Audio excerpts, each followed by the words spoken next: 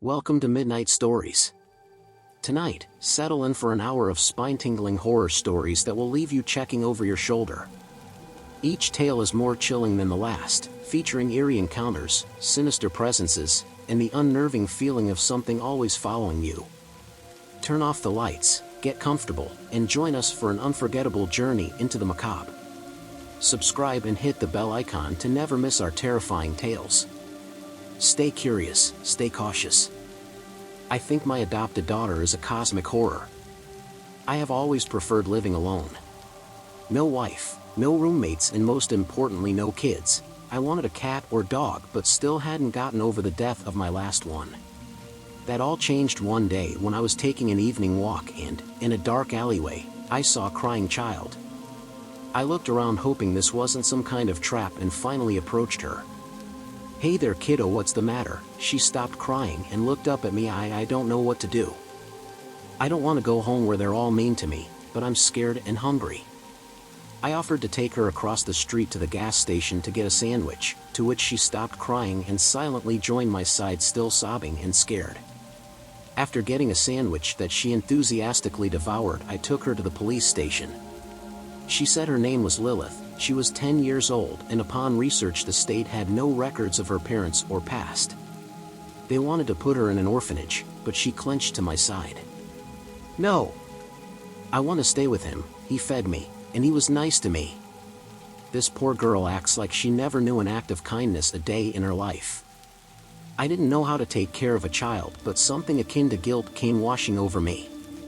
The next day consisted of getting inspected and ultimately being deemed parent certified when they found out I had a good work-from-home job. Lilith, who I now call Lily, took to the house immediately. She liked looking in the fish tank of my aquarium, she was excited to have her own bedroom, and she loved running out in the yard.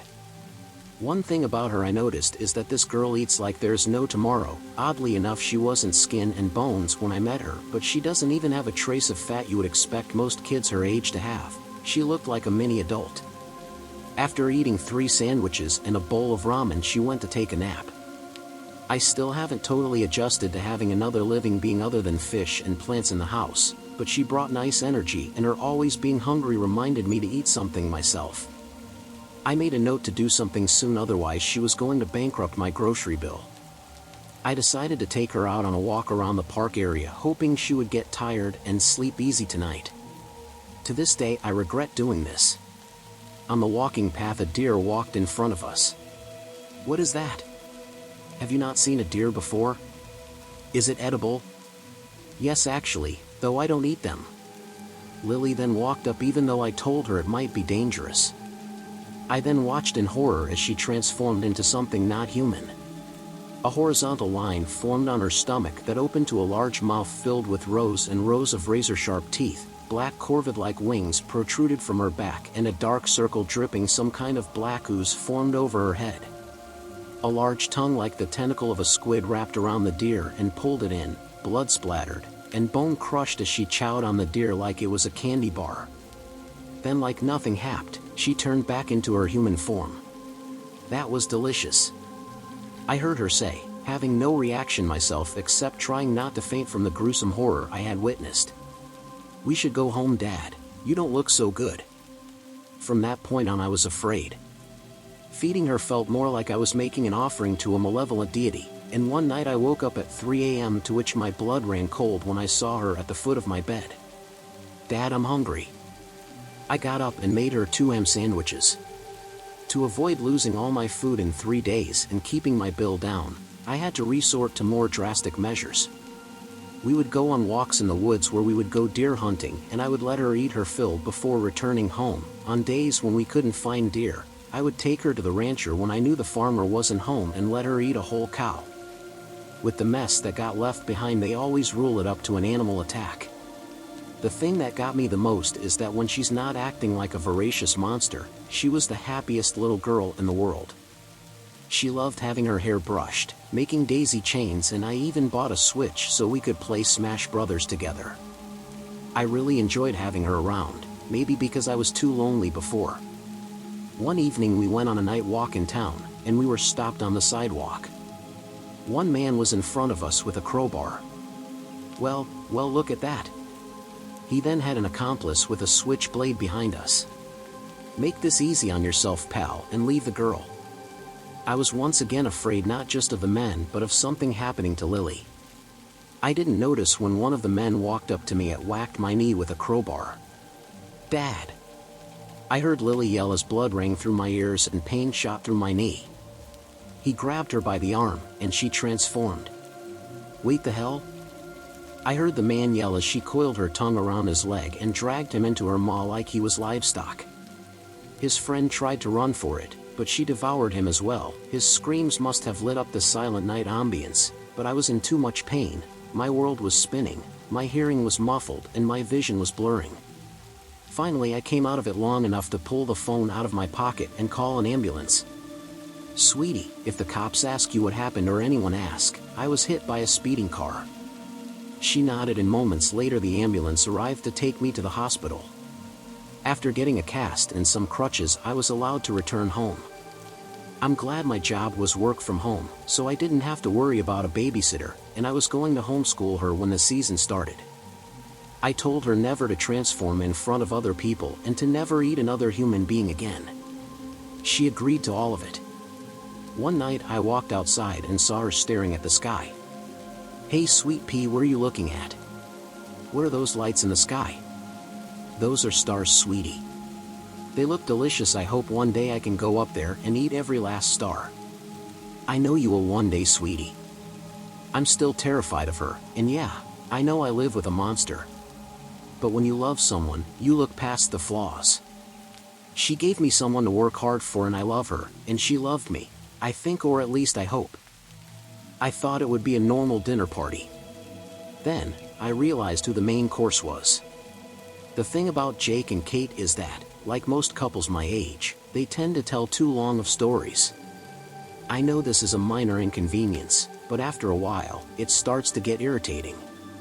I think they picked it up from Florence, my ex-fiancée. She told the longest stories.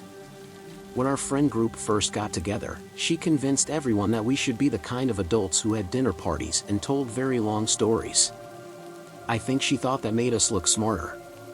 Everyone played along, but I refused to. I keep my stories brief. But, on the night of our most recent dinner party, Jake and Kate didn't tell any stories at all. Jake looked happy, but only because he kept smiling at me. As for Kate, she was a wreck. Her socks were mismatched, her hair all out of place. And she kept checking the time and announcing it to the room, even though no one asked. The other couple in attendance was Mitch and Millie. They didn't tell long stories, but they also rarely talked. For most of our dinner parties, they would show up, eat, stare into their respective corners of the room, then leave without hugging anybody. When they walked in, they hugged me first. I don't know if they were trying to make it less awkward that I was the only single person here, but it just made me sad, like I was the last dog at the pound. You look handsome, Millie said, inspecting my outfit. I was wearing a t-shirt and jeans. Very fashionable. A real lady killer, Mike said, then squeezed my shoulder. After our awkward hellos, we took our seats around the table. Kate put out plates and fancy napkins as Jake dropped the entrees in the center. There was charred asparagus, mashed potatoes, garlic bread, red wine, white wine, shots of whiskey, pitas, steamed broccoli, tubs of gravy and hot sauce, and a quiche. The last item was a silver platter covered with a dome. Jake waited to put that down last. When he finally did, he lifted the cover and the scent filled the room. The pig's torso was in the center, white and crispy. All around it was the chopped up meat, drizzled with barbecue sauce. Okay, he said, his voice shaking a little, let's eat. Before I knew it, I was full. Painfully full. As we each surrendered, we tossed in our napkins and let out a big sigh. It became a bit of a joke between me, Mitch, and Millie. Jake and Kate didn't participate. They still seemed off. The awkwardness, of course, made sense. It was our first dinner party since the wedding. Once we were all finished, Jake raised a glass and clinked it with a fork. I just wanted to say thank you all for coming over, he said. Well, thanks for having us, I said, desperate to fill the quiet. Jake took a breath, then looked at Kate. It looked like he was trying to signal something, but she didn't notice. I think she was on her fourth glass of wine. He turned his attention back to the group. I know that after our wedding things got a little weird, he said. I know it was tense and awkward, and maybe not the best event you've been to. I love the Italian cookies, Millie said. And the filet, Mitch offered. Thank you, Jake said. But we know there was more to the night than the food. Oh, I mean, Mike said, then took a swig of wine. Honey, Millie said, putting her hand on his arm. It's okay. She attacked you. My heart fluttered a bit. I could feel my face getting red. But I kept my focus on the pig torso. The ribs looked different than other pigs I'd seen before, maybe a little thinner. Florence was definitely in the wrong, Jake said. I think we can all agree on that. Right, Robert? Jake looked at me. I nodded. Sure, yeah, I said. She was out of line. I had run through the details every night since it happened. I didn't want to think about it again, but I couldn't help myself. Florence and I were fighting. She said I wasn't showing her enough affection, then I said I wasn't one for PDA, then she accused me of not loving her. Then, when a slow song came on, she charged the dance floor and grabbed Mitch's hand. Millie was at her table, talking to her friend. Florence and Mitch started dancing. Both of them could have stopped it, but it just kept going. First, it looked like a joke. Then, Florence pressed her body into his. Mitch grabbed the small of her back. Their faces moved closer together, inches turned to 1 inch, then centimeters, then. Next thing I knew, Florence was on the dance floor. Michelle was standing over her, her leg flying up then dropping down onto Florence's face. I ran over, but by the time I got there, the fight was over. The music stopped. Florence and Michelle were screaming at each other. Then, Florence and I were gone. I didn't think to check her head. I was confused, and angry, and sad.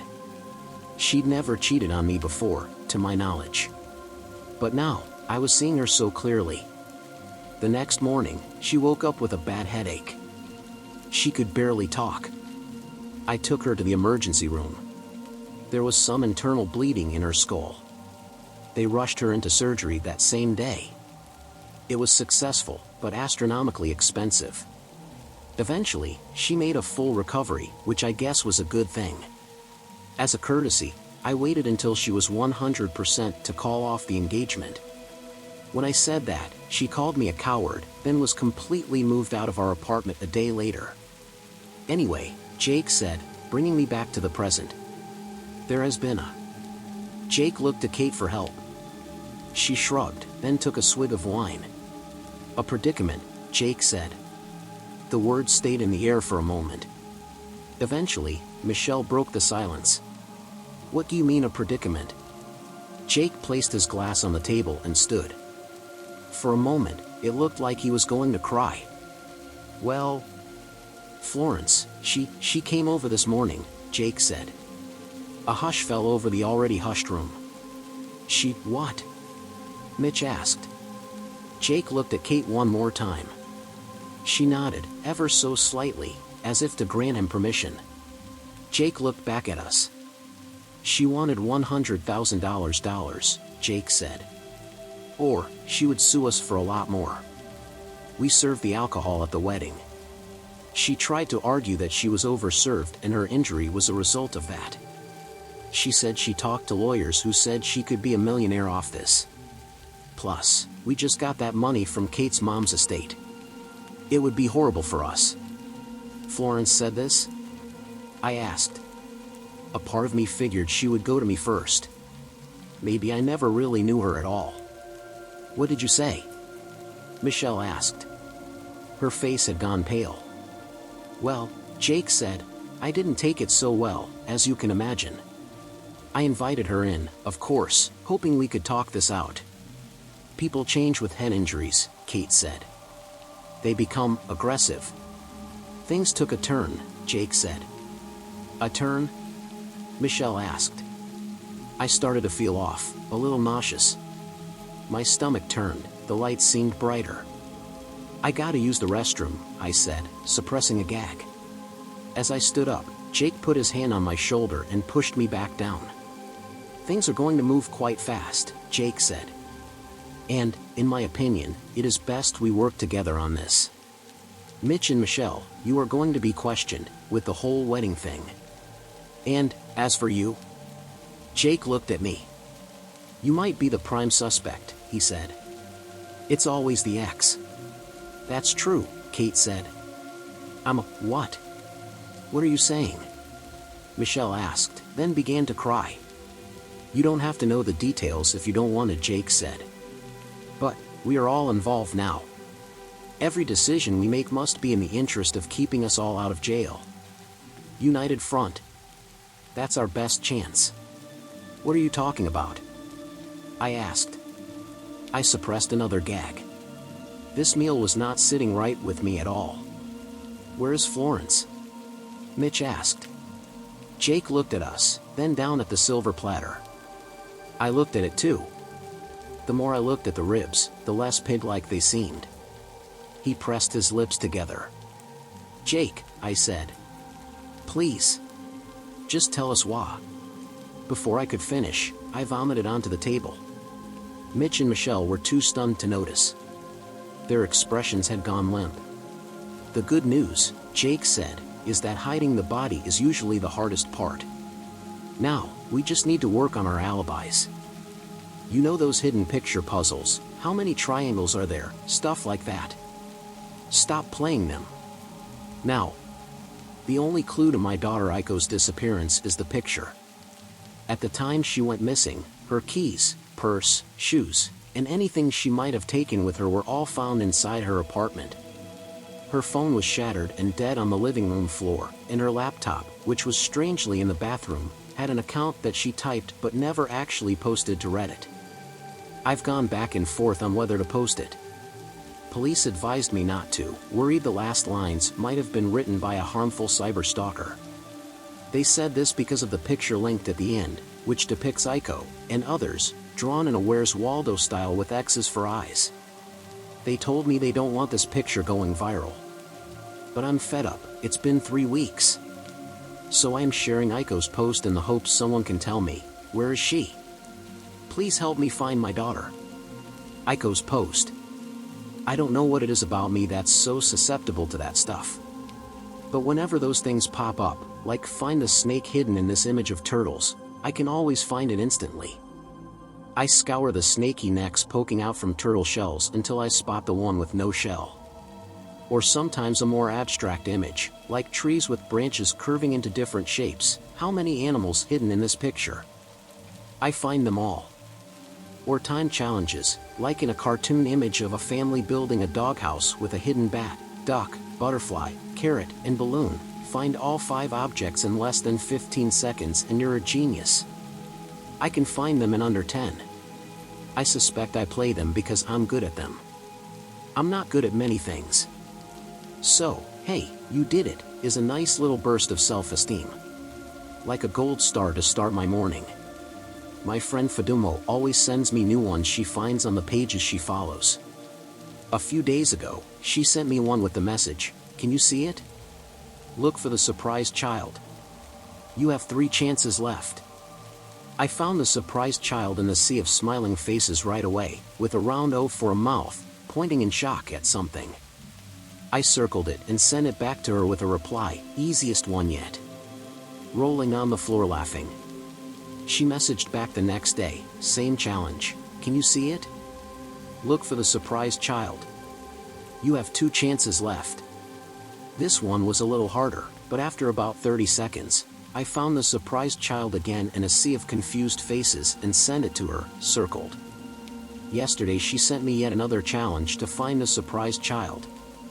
It took me even longer than the previous one, almost 3 minutes of scouring, because this time, all the faces in the image had surprised O-shaped mouths, but finally I found the child crammed in a corner hidden behind a couple of other surprised people, Where's Waldo style. "Gotcha," I muttered, circling it and sending it back to her. This morning was the last one she sent. Can you see it? Look for the surprised child. You have 0 chances left. I almost ignored it, because honestly I was getting bored of different versions of the same challenge, not to mention 0 chances made no sense since I'd circled the child every time. But eventually I went ahead and clicked it. To my surprise, the picture came up as not found. I replied back to Fidumo, but all she said was, "You have 0 chances left." And all I saw was the same not found when I clicked the link. Annoyed, I switched over to Wordle, only to see the surprised child hiding behind the letter grid. It wasn't even a picture challenge. Weird.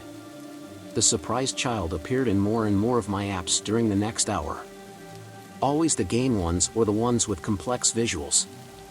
I messaged Fidumo but got no reply this time. Pretty sure she'd been hacked and the not found picture link I'd clicked on was actually some sort of virus that had infected my phone. I restarted the phone, but the surprised child was there when I opened the home screen, this time peeking out from behind the app icons. Definitely a virus. This was inconvenient, and I made a mental note not to trust any links from Fidumo in the near future. I also messaged her again to ask if she'd been hacked, no response, so obviously she had been. But then later this afternoon, I was sipping a Coke looking out my window when I did a double take because looking at me from the corner of an advertisement on a passing bus was the surprised child. It had to be my imagination, I thought. But then I saw the child again, when I was on my sofa going through the mail, and the child was staring up from the back of a coupon insert. I tossed the coupons in the recycling. But then after dark, when the windows reflected the interior lights of my home, I spotted the child peering back at me from the window glass. This was getting really freaky. What was wrong with my brain? Was I hallucinating? I tried to message Fidumo to ask if she was also experiencing freaky stuff, but she wasn't on my friends list anymore. I couldn't find her even with a search. Did she block me? I stopped trying because the surprised child wouldn't stop peeping out at me from behind profile pictures. So instead I went into my general feed and tried to scroll down to some older posts where I knew she'd commented, but then one of the posts on my feed was a picture, very large, so large it almost filled my whole screen, of the surprised child. I scrolled past it, but the child kept appearing, and I had scrolled so fast the images on my phone were just a blur, and in that blur was the face of the surprised child pointing right at me. "I already found you, you little fucker," I snarled. And to prove it, I opened the last hidden picture challenge where I'd circled the surprised child. Only, the picture was different now. It was the challenge with the sea of surprised faces. But near the corner where I'd previously circled the surprised child was a figure that looked just like Fidumo. Maybe she had always been there and I hadn't noticed until now. This Waldo-style Fidumo had an O for a mouth and X's for eyes. In fact, the eyes of all the characters in the picture were X's. As soon as I closed the picture, the surprised child was back, peeping at me from behind the home screen icons. "Go away!" I shouted, and hurled my phone against the wall and retreated to the bathroom. I'm here now. Having a break with reality, maybe. In here it's just white walls and the toilet and tub, with an opaque white curtain, no place for a surprised child to hide. I brought my laptop in here to type on since it's not infected with any virus. And to prevent any visual hallucinations, everything on my screen is minimized so that there's only white space and these words. But I see the surprised child peeking out from the letters. And the clearer I see that surprised child's face, the more I realize that the child doesn't look surprised so much as scared. The mouth and O of a scream. In fact, all the figures in the final picture I saw, the ones with X's over their eyes, looked like they were screaming. Fidumo, too. I'm sitting with my back against the wall, sweat pooling under my arms, wondering if I've just lost it. I'm going to post this, and then I'm going to make myself crawl out and knock on a neighbor's door and beg them to call an ambulance, because I obviously need help. That error message about being not found, was it actually about Fidumo? Is that why she disappeared from my friends list? Do the X's on her eyes mean she's dead? Are all the figures in the final image people who've played this game?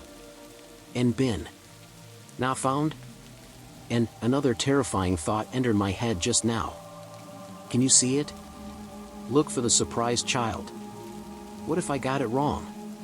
I'm worried that all along I've misunderstood, and that's why I ran out of attempts.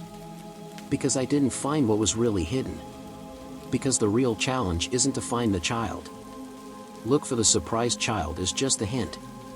And suddenly I suspect that the real question I should have been asking, the true goal of the hidden picture game, was to find out, what is the scared child pointing at? I see the child, right now, staring out from behind these letters as I type. The child has gotten closer and closer, screaming and pointing right at me. Or rather, right behind me. Can you see it? Look for the surprised child. You have 3 chances left. El Creepo. As long as I can remember, I've always had an extreme phobia regarding mirrors. In fact, it's so bad that my parents removed all the mirrors in our house and even convinced the schools I attended to remove them from the boys' rooms. The other boys actually brought hand mirrors with them to school, which was nice of them to accommodate me. Of course, it was the parents and school administrators who did the accommodating, not the kids. The kids themselves teased me relentlessly about my phobia as well as my other quirks. Due to this, I pretty much kept to myself. I didn't go out at all after school or on weekends until about halfway through high school, when I began to venture out to the local mall and other nearby locations within walking distance of my house. My name was Max, but years earlier the other kids had given me a fairly mean-spirited nickname, El Creepo. No matter who I asked or how often I begged, no one would give me an explanation for why I was being referred to this way by the other kids. The teachers wouldn't even explain it. They just acted annoyed by the question and said they didn't know, or that they didn't have time to talk with me about it. Once I began going out to the mall, I noticed everyone looking at me with the same look on their faces. It was as if they were all terrified of me. Small groups of children would often run away from me screaming for no reason at all. I went to a Catholic church once when they were having confession. I entered the booth, and for the first time in my life I had a conversation with someone who really seemed to care. The priest listened to me explain my problems and told me to say some prayers. I was so relieved I was crying. I exited the booth and sat down nearby so I could get a look at the priest when he came out and thank him. The confessional booths prevent the sinner and the priest from being able to see each other so that people can remain anonymous while confessing. About an hour went by when the priest came out. I looked at him with glee and warmth in my heart. He casually glanced over at me and stopped dead in his tracks.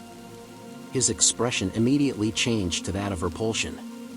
"Oh no," he said as he approached me, pointing to the door, "out." One time I went to give blood at the Salvation Army. I could see the woman at the reception desk look up from her work and notice me through the glass doors. She quickly got up, beat me to the door, and flipped the open sign to closed while shaking her head no with a sour look on her face. There was a girl named Jenny at school that smiled at me once. She wasn't attractive to me, but I thought it was so nice of her to show some compassion. One day I was outside between classes and running late after the bell had rung when I noticed that she was running for the door behind me. So I stopped and held the door for her. As she approached the door, that same old look of terror and disgust came across her face. As she darted past me, I could see tears welling up in her eyes. I was so moved. She was feeling sorry for me. She was crying with a heart full of sympathy. I was on top of the world. I sat through class oblivious to what the teacher was saying because Jenny cared about me as a human being. My faith in the human race was renewed. About 3/4 the way through class, a student runner came in and whispered something to the teacher. These runners were seniors who spent one class per day assisting the school administrators. I think they got some kind of work experience points for it or something. The guy kept glancing up at me as he whispered to my teacher. He left and the teacher called me to the front of the class. She told me the principal wanted to see me in his office post haste. When I got to his office, some woman in the front room told me to sit in his office and wait for him. I was sitting there for about 10 minutes when I heard Principal Brooks talking to her. "He in there?" he asked. I didn't hear an answer, but I did hear the sound of what sounded like a walkie-talkie type radio. Someone was talking on it in a kind of mumble. Then there was a short beep sound as Principal Brooks entered the room, followed by a police officer. The cop spoke up. "This the guy?" he asked. Mr. Brooks replied that's him as he took a seat at his desk. The cop just stood there behind me to my right. Principal Brooks then addressed me. "So you want to tell me what happened?" I had no idea what he was talking about. I shook my head and told him I didn't know. "Come on, Max. You know what I'm talking about," he said. I shook my head no again. "You know Jenny Hartford?" he asked. I almost laughed, it was so ridiculous. "I don't know her," I replied, "but I know who she is." "You know she's dating Paul Kincaid, don't you?" I nodded. "You know he's on the wrestling team, right?" If it were me, I wouldn't want to get that guy on my bad side. "In any case, the girl's not interested in you. Can you grasp that?" I nodded again. This couldn't be about my holding the door for her, I thought. It just couldn't be. It was too absurd. I literally had never so much as spoken to her one time.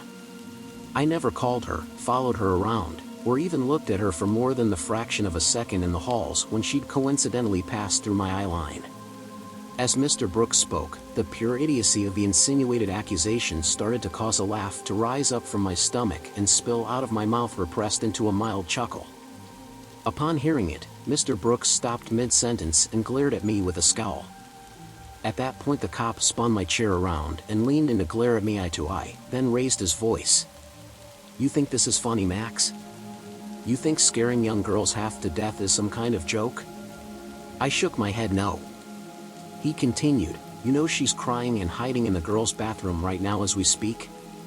Afraid to come out 'cause you might be waiting for her outside in the hall? You know that? Do ya?" "What?" I muttered. "I didn't do anything that would make her think that." "So she's lying to us, huh? That what we're supposed to believe?" "I tell you what. I'd believe her over you any day of the week. How about you, Mr. Brooks?" Principal Brooks nodded as his scowl intensified. "What did she say?" I asked nervously. The cop started up again. "She said you intimidated her. She thought you were going to attack her. You knew she had to walk through that door to get to class on time, so you stood there and made her go around you, glaring at her the whole time like a goddamn psychopath. This was as humiliating as it was hard to believe. I suppose she misunderstood my intentions. I said I was just holding the door for her." Principal Brooks stood up and pointed at me. "Yeah, right. I guess you help little old ladies across the street too, don't you? What do you take us for? Come on, Max, we all know what kind of guy you are." I was dumbfounded. What in the hell were these two fools talking about? I refused to say anything more until I got to call my mother. She came and picked me up from school. The cop gave me a written warning and said if there was ever any more trouble from me, then I'd be heading for juvenile hall. That's jail for kids. I got grounded for the rest of high school. I spent that time looking at the floor as I walked the hallways, lest I incur the wrath of another one of my fellow students and wind up in front of a juvie judge who might have a similar irrational outlook as that of the principal and that cop. After high school I got a job digging ditches for an earthworks company. I'd get dropped off by the dump truck driver in the morning with a shovel. I'd have to dig out the weeds on the side of the highway before getting picked up at about 4 p.m.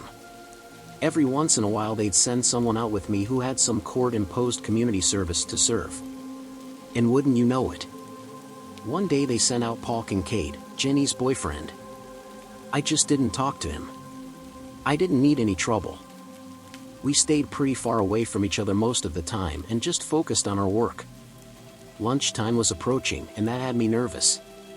When it came I sat down on a fallen tree's trunk and opened up the Kiss lunchbox that my uncle had given me. That's when Paul spoke up. "El Creepo, you got any cold drinks? I'm dying in this heat." I shook my head no. He went on. "You know, Jenny's working at the Piggly Wiggly now. She said she saw you lurching around there last week. Eyeballing her. I tell you what, Creepo, happen again and we gonna lock horns. Get me?" I looked up at him confused. I was there with my mother. We were buying groceries. I didn't even look at her. Bullshit, he said. She told me you were staring her down the whole time. She almost had to clock out and go home for the day, she was so upset. So you calling my girlfriend a liar? Is that what you're doing, creepo? I didn't say anything. I was done going back and forth with literally everyone over non-existent crimes I supposedly committed. We finished out the day's work without speaking again. It was about 2 weeks later when I saw on the news that Jenny had been brutally murdered. Her body had been found in the alley behind the Piggly Wiggly grocery store where she worked. It had been laid in a dumpster. I knew I'd get the blame. I figured the smartest thing for me to do was to flee the area. I also knew that doing so would make me look guilty, but as far as these locals were concerned, I was already guilty, so I actually stood a better chance elsewhere. Maybe I could contact a lawyer in another city and agree to turn myself in so long as I could be held and tried there instead of in the town where everyone already thought I was some kind of psychopath. I could make the case here to the judge upon arrest, but I honestly didn't think I'd live long enough to do that. I didn't have a car or a driver's license. Hell, I didn't even have a picture ID. I didn't need it to work because I was working under the table for a friend of my mother. At any rate, I just packed a few things in a backpack and headed for the woods. I could take the wooded area behind the high school to the edge of Route 34 and follow it all the way to Monroe, the nearest real city. I was heading into the school grounds when I saw a police car headed my way. I also noticed the silhouette of several people walking along the road. It looked like they saw me. I heard some shouting and noticed them starting to run towards me as the police car pulled up next to them. I was identified. So I ran. I was almost to the tree line when I got tackled from behind. 3 guys I recognized from school started kicking and punching me. I tried to block their blows with my arms, but that only worked a little bit. A couple minutes into this, a cop walked up shining his flashlight in my eyes. The beating stopped. I was terrified and shaking uncontrollably. Well, who we got here, boys? Looks like El Creepo on the run, he said. What, you're running from Creepo? You're wanted for killing Jenny Hartford. I'm taking you in. One of the boys spoke up. He'll probably get off on insanity. The cop put his hand on his face and thought a minute. Probably right. I tell you what though. If he tries to kill us, then we got a right to defend ourselves. The 3 boys laughed. I mean, they were really hooting and hollering. I think I'll take him down to the station and let's see if he tries to escape. You boys meet me down there, I need your testimony how you found him out here. About a half hour later, I was put into a small holding cell. The room had blue/green paint on everything and a single cot. I was trembling in fear and crying. I instinctively examined the room as if to see if there was some way out. There on the wall in front of me was an uncovered mirror. Christ, I'd never even seen my own face. I couldn't die without knowing what my own face looked like. My life was a tragedy already, but that was too much to bear. I forced myself, despite my phobia, to stand up and hobble over to the mirror. Gazing upon my own image, lit by the bluish tint of the jail's fluorescent light, and peering back at myself, I stood there in abject horror at what I saw. At who I really was. At what an atrocity I had been all these years. No. Not an atrocity. An abomination. A godforsaken, grotesque abomination. My nose was tilted to one side and turned upwards, revealing wide nostrils which gave everyone a perfect view right into my head, displaying every nose hair and bit of snot that might happen to be there on any given day. My eyes were crusty and hazed over with whitish cataracts. I had a unibrow and unkempt hair. My neck had large visible veins which bulged out like a swollen inner tube. My skin was all pimples and blackheads on a base of blue spotted yellowish-white leathery skin which had wrinkles across it like an unmade bed sheet. My mouth was crooked with jagged teeth and drool running out. No wonder. It all made sense now. The children running away, the disgust, the fear, the taunting, the hate. It wasn't me they hated, it was how they saw me that they hated. It was who I appeared to be to them that they hated. But surely they were smart enough to know that you can't help how you look. That I was born looking like this. Surely even these small-town clods understood that my face isn't who I am on the inside. That it's not the real me. Of course they knew that. But they just didn't care. My empathy for them gave way to disappointment, which in turn gave way to disgust for them, and then finally, as the cop and the 3 boys beat me to death, it collapsed into hate and rage. And in my dying breath I spoke a curse upon the town and vowed vengeance, if at all possible, from the grave. As I rose up above my lifeless body, looking down on my killers as they high-fived each other, I could feel it coming on. My mind connecting with the universe. I saw everything. I saw Jenny's killer. It was Principal Brooks. He'd been fantasizing about it for years. There was a suggestion trying to wind its way into my awareness. It was to forgive them, but I was already burning with rage and hate, as that is the state I was in when I had died. I realized that the dead do have power just as the living do. While I knew others move on to the light and do grant that forgiveness, I also knew that doing so was a choice. I chose to stay. I chose revenge. And so I manifested back into the physical world, and by choice even more hideous than before. I've posted this account online just now from Paul's computer. His lifeless body sits next to me now, as yours will soon, for I'm not stopping with this little town. You expect me to believe that it's only these people here who are like this? Come on, man, what do you take me for? I'm starting with everyone who reads this. That's right, I'm looking in through your window right now at you reading. Come to the window, won't you? Pull back the curtain. I've got something to show you. I stay away from mirrors. Being pretty is a privilege. But being attractive? Being attractive is a gift. As a former ugly hag, now 37, I knew this well. I had thick eyebrows and thin lips, awkward eyes, and a long nose. My boss always liked standing next to me. It highlighted just how ugly I was, and how good-looking she was.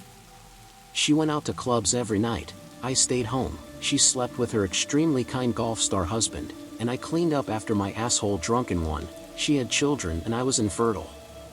In short, her life was full of excitement and joy. And mine was just as good as my looks. Not at all. Hi, Gordy, you don't mind if I squeeze in beside you, do you? She would ask, every time we had a company picture to take every year for the past 11. Go ahead.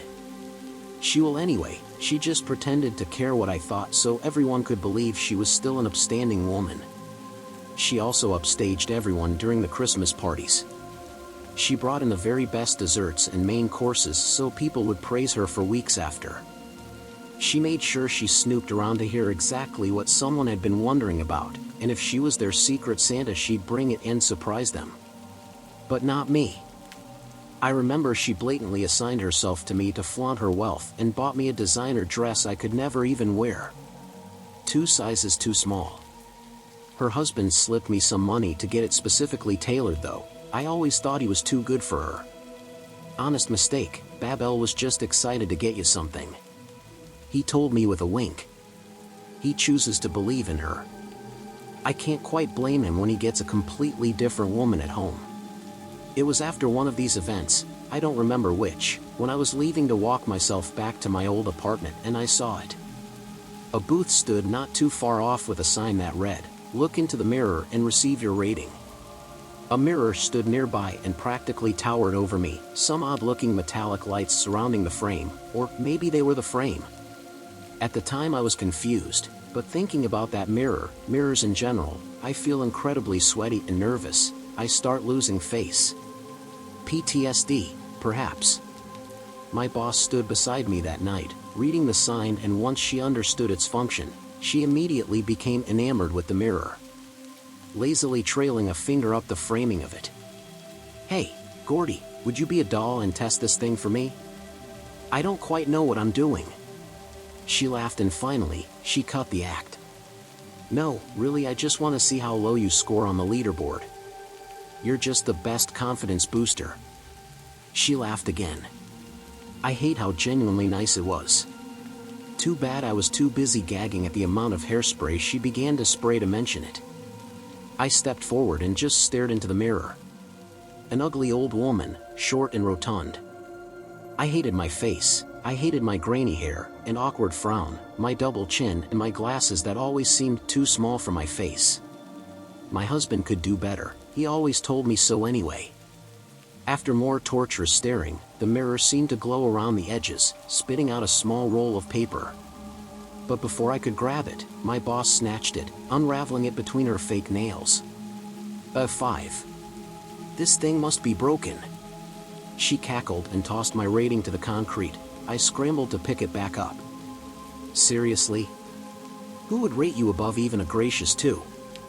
I scoffed. I don't know where I got my confidence from. But I was feeling bold that night. Afraid I scored higher than you? I spoke too soon because she shoved me out of the way and stepped into the mirror's view. Watch your mouth, hog, she spat. The mirror caught my eye and I just ignored her bitching, its glow getting brighter and brighter. Even if it's broken, I'll always be better than you. In a world where dog eats dog, you will always be on the very bottom, neglected and starving. Just like your dash. The longer she went on, the brighter it got, before suddenly, she yelped. It's hot, Dash. It's hot. Oh my god, it's hot, Dash. Gordy. Gordy, help me, Dash. I could only watch wide-eyed as everything but her face burned alive, her skin shriveling like a rotten fruit. Iron and the smell of plastic filled the air as her clothes and accessories melted away into a puddle, as if she had never been real to begin with.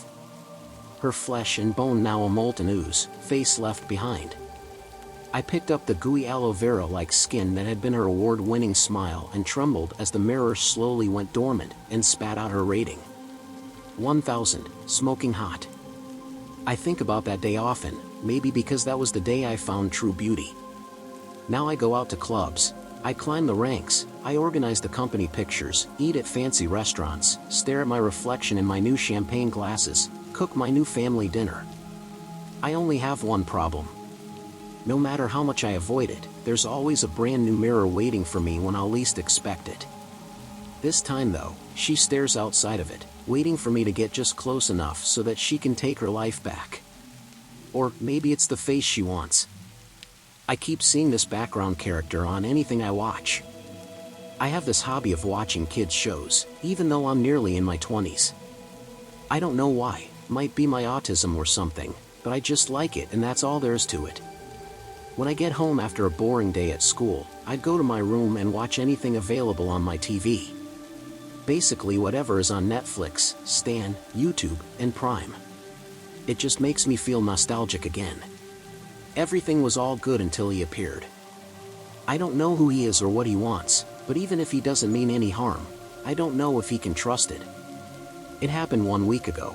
I was watching an episode of Arthur, can't remember which one, with a hot plate of garlic bread and a cup of Pepsi. Midway through the episode, I noticed something in the background. It looked like some kind of character, but all I saw was just a black stick figure, standing behind a tree and observing the characters. I couldn't see him very well because of the show's quality, but I ended up shrugging it off. Must have been a small animation error. But last Thursday changed my mind a bit. I was in my bedroom once again. I was taking a break from the god-awful homework assignments, and to kill the boredom, I decided to watch Detention Air. Watching cartoons always put me at ease, it helps relieve stress from everyday life.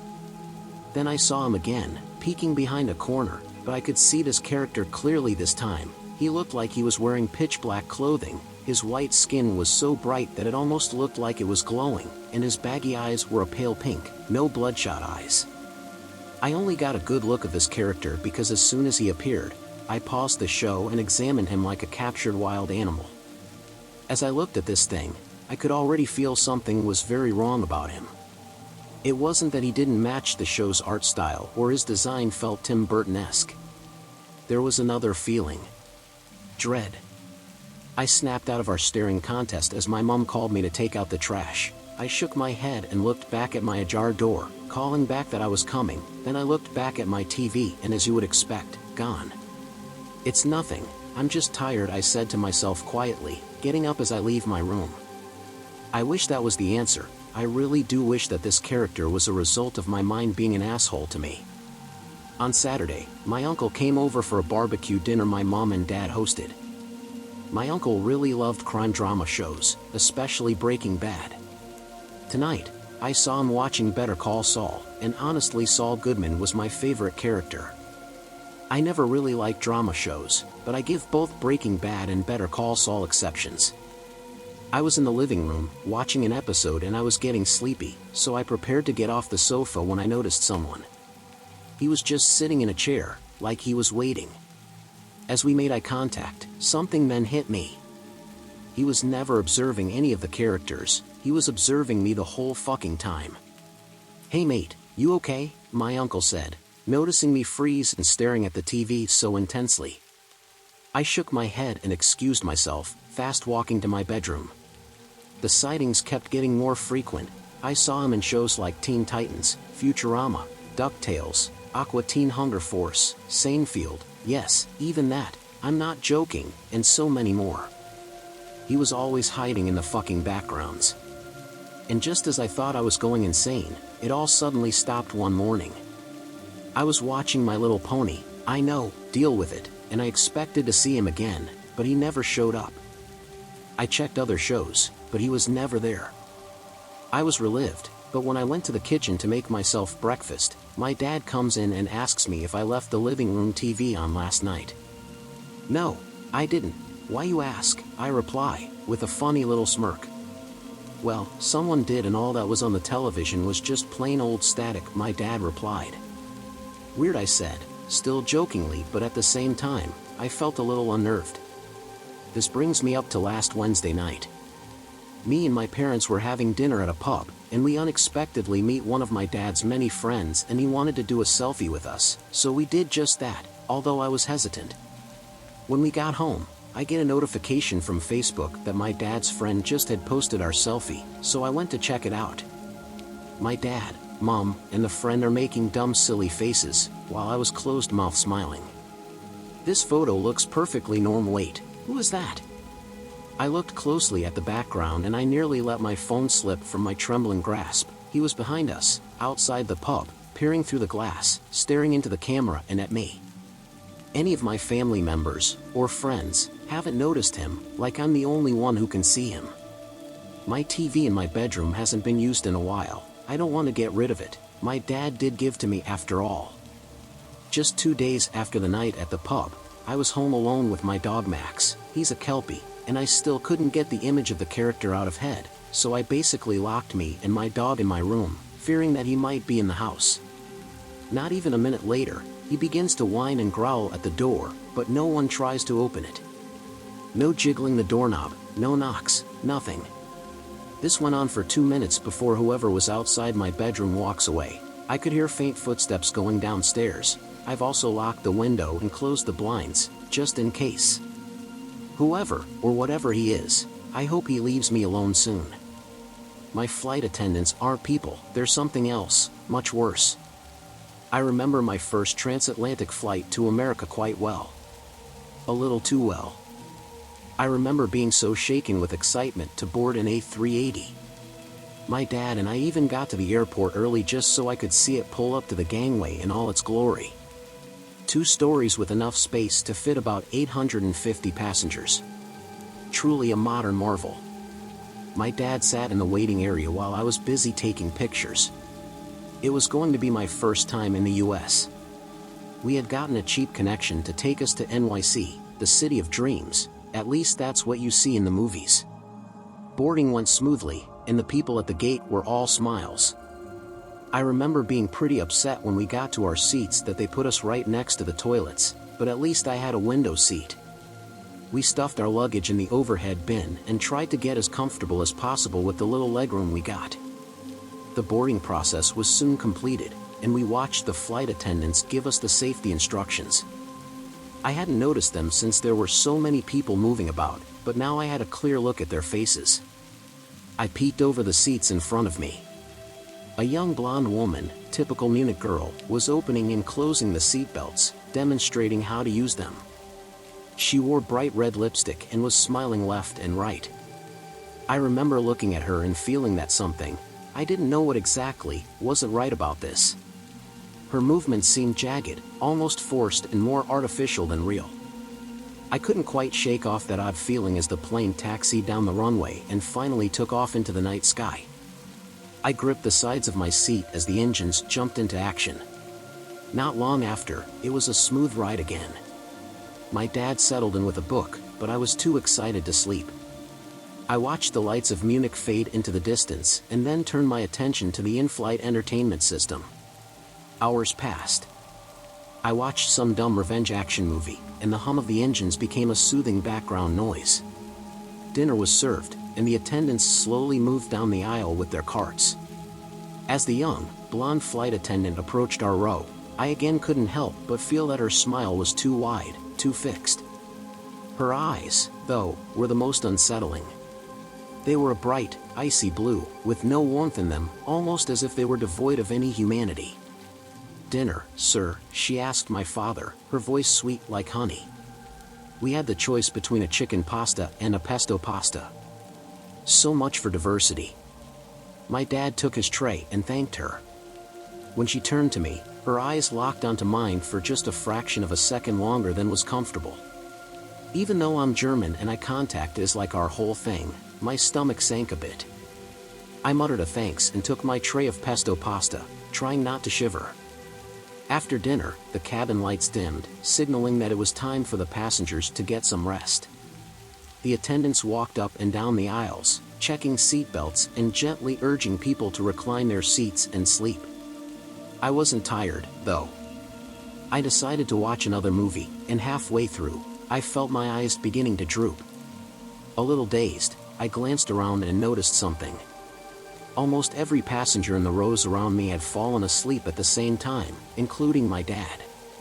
Though that's kind of expected, still it was eerie, like they were all puppets whose strings had been cut.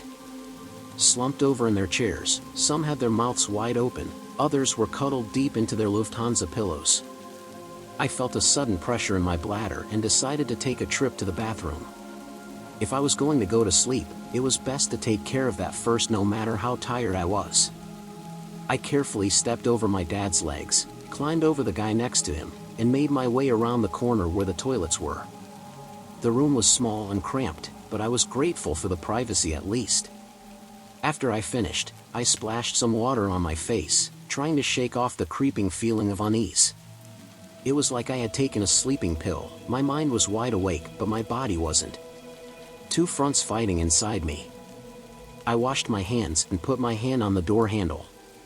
That's when I heard a strange clicking sound and something else, really quiet. As I opened the bathroom door a crack, I could hear hushed whispers and saw movement in the aisle. Peeking out, I saw the flight attendants behaving in a way that made my blood run cold. They were not tending to the passengers or resting. Instead, they were hovering over the sleeping travelers, doing something I couldn't quite make out. Their shadowy figures scurried down the aisles, moving quickly from seat to seat. The blonde attendant was closest to me. I could make out the faint glow of her lipstick in the dimmed lights. She was just a couple of rows down from ours. Just as I tried to take a closer look at what she was doing, her head jolted around towards the bathrooms.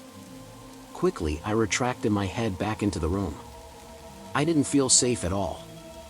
That creepy feeling I had from the start flooded my body. Inside me was a scared animal, kicking and hissing to not go outside under any circumstances. I hit the light switch to turn it off. If I was going to see what was going on, what they were doing to everyone and what they were going to do to my dad, I had to be careful. I stuck my head back out more carefully this time. There she was again. She had cleared a row and was now closer to me. I squinted my eyes. She reached into her pocket and pulled out a small, metallic device that looked like a standard pen. She placed it against the temple of a sleeping man and pressed a button on the back of it. A faint glow emitted from the device, and the man twitched slightly but didn't wake up. A strange silver glow flowed from the man's head straight into the pen. The attendant's smile grew wider, more grotesque, as she lifted the pen up to her mouth, pressing the button again. The device released what it had captured moments ago into the flight attendant's mouth as she visibly contorted with joy. Then she snapped back and quickly moved on to the next passenger, repeating the process. I ducked back into the bathroom, my heart pounding in my chest. What the fuck were they doing? Harvesting something?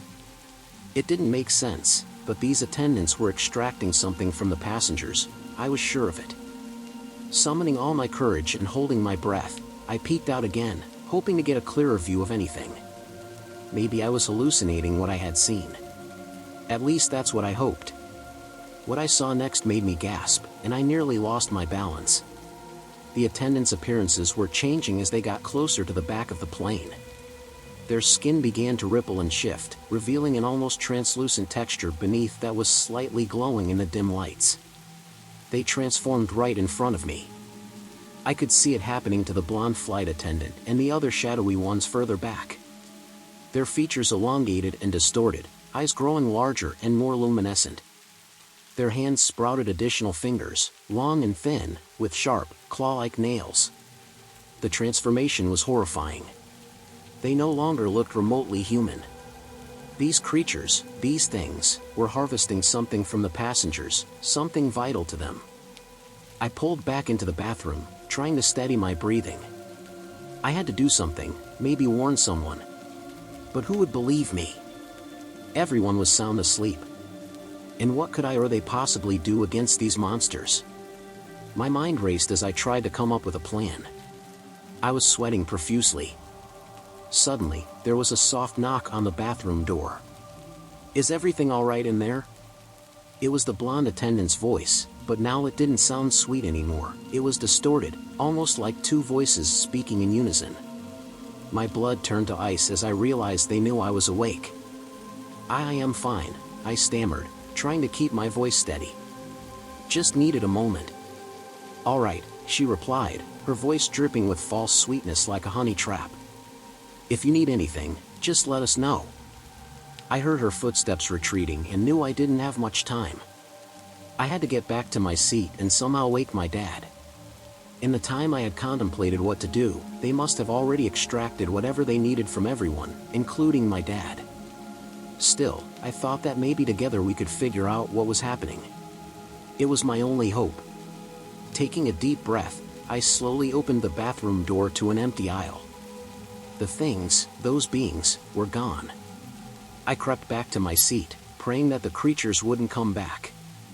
As I slid into my seat, I gently shook my dad's shoulder. "Dad," I whispered. "Wake up." But he didn't stir. He was still fast asleep. There was a faint residue of the extracted glowing liquid on his temple.